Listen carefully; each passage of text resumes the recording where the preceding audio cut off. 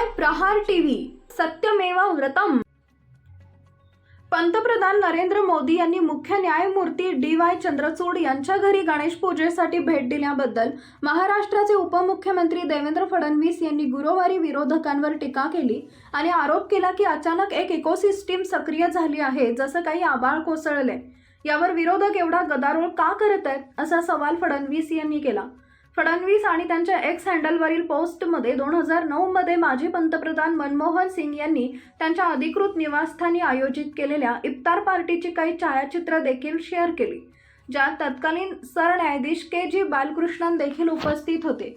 पंतप्रधान मोदी बुधवारी दिल्लीतील CJI चंद्रचूड यांच्या निवासस्थानी गणेश पूजेत सहभागी झाले होते, त्यामुळे वाद निर्माण झाला आणि काही विरोधी पक्ष आणि नेत्यांनी प्रश्न उपस्थित केले। या टीकेला उत्तर देताना फडणवीस यांनी एका पोस्टमध्ये म्हटलंय, CJI हे महाराष्ट्राचे दरवर्षी ते एका मराठी व्यक्तीकडून त्यांच्या दिल्लीतील निवासस्थानी गणेश मूर्ती आणतात। भाजप नेते म्हणाले, पण अचानक आकाश कोसळण्यासाठी एक परिसंस्था सक्रिय झाली।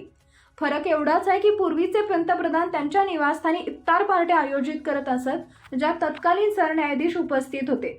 त्यांनी विरोधी पक्षांना विचारले की मग पंतप्रधान नरेंद्र मोदी जेव्हा गणपती आणि देवी महालक्ष्मीची पूजा करायला जातात तेव्हा एवढा गोंधळ का?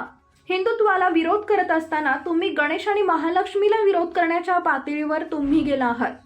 फडणवीस म्हणाले, हा एक समर्पक प्रश्न आहे। हा महाराष्ट्रातील सण, संस्कृती आणि गणेश महालक्ष्मीवरील लोकांच्या श्रद्धेचा अपमान नाही का?